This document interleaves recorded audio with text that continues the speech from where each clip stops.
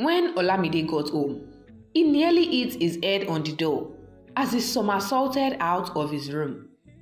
A woman was sitting on his chair, legs crossed, arms folded, watching him with a smile. He clutched his chest. His mouth opened, but only one sound comes out. Woo?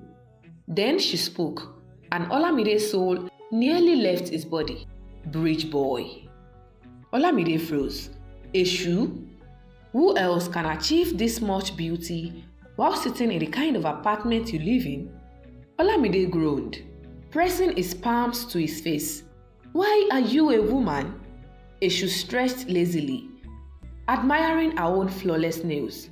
Why am I the god of tricks if I can't play tricks? She twirled a curl of her ridiculously perfect afro. Anyway, I'm feeling generous today. As promised, I found you a buyer. Olamide is happy. For real? Eshu nodded. And you will never guess who. Olamide leaned forward, anticipation bubbling in his chest. Eshu grinned, the kind of grin that meant Wahala was coming. Eshu said, Ada. Wait! Ada! As in my ex-boss Ada. Eshu tilted her head. Her voice was like sweetened honey, the very same. Olamide flopped back on the bed. I'm finished. I had no idea she's into these sorts of things. Bridge boy.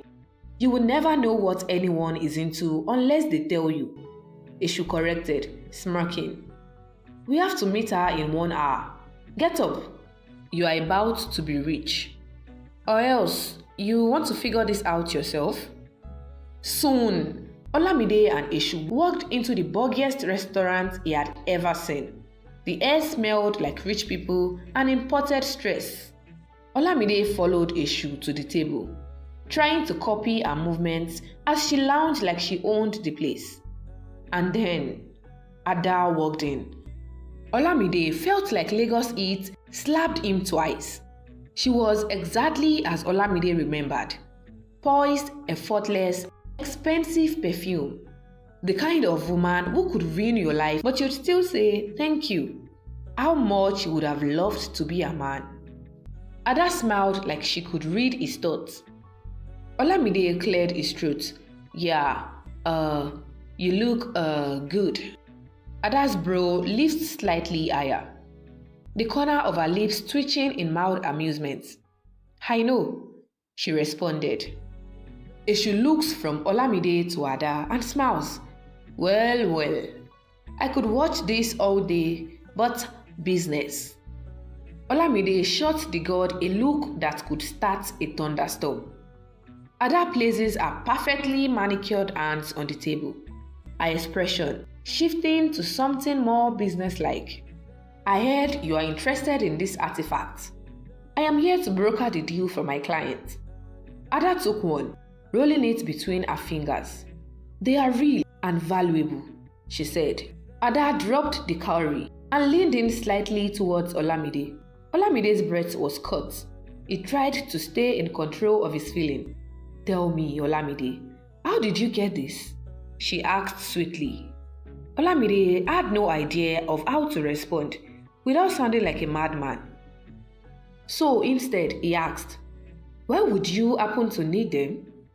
I will respond to you if you can answer my question. You know I won't answer that, Ada responded.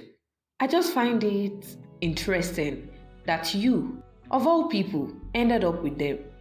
Olamide said nothing, but he was proud of his response. Ada raised a glass of wine to her lips. She dropped it and brought out a checkbook from her bag.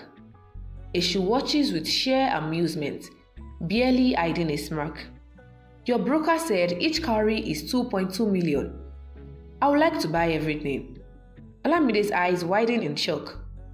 Ada slid the check across the table. Olamide's entire bloodline vibrated. He couldn't bring himself to touch the check. Olamide remained silent, even when Eshu picked the check, grinning like a proud parent watching their child pass WAEC. He did not even blink.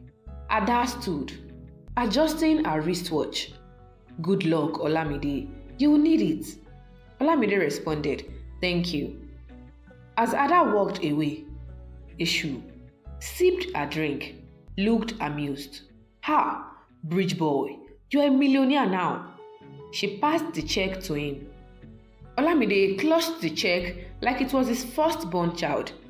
He exhaled. "This feels surreal. I hate how much I like money." Eshu cackled. "So, about that next assignment. I'll leave you to it now. You need to get used to the feeling of being rich. When you are ready for your next assignment, call me." Olamide leaned against the seat, still holding his check. He was overwhelmed. So much was happening at the same time. He was worth a lot of millions, and the lady he likes is someone he doesn't know too well. But then, he was rich. Maybe it wasn't too bad that he dared a god mistakenly.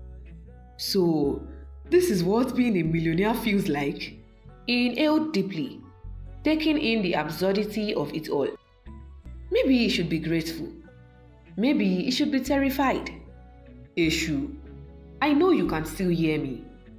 What's the catch?" he whispered. Then he heard Eshu's laughter echo in his ears. And just like that, Olamide knew. The madness wasn't over. Not yet.